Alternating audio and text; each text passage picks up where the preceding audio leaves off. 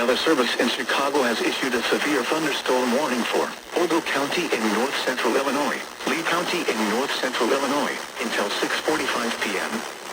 At 5:11 p.m., multiple severe thunderstorms were located along a line extending from near Linden to near Rock Falls to near Amboy, moving northeast at 25 miles per hour. Hazard, ping-pong ball-size hail and 60 miles per hour wind gusts. Source, radar indicated.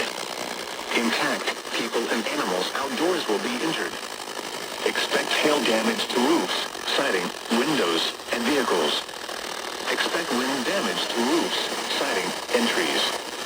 Locations impacted include Dixon, Rochelle, Byron, Oregon, Mount Morris, Amboy, Polo, Davis Junction, Hillcrest, Stillman Valley, Franklin Grove, Aspen, Paw Paw, Lost Nation, Sublette, Woodhaven Lakes, Creston, Lindenwood, Monroe Center, Leaf River, Grand Detour, Lee, Compton, Stewart, and Nelson.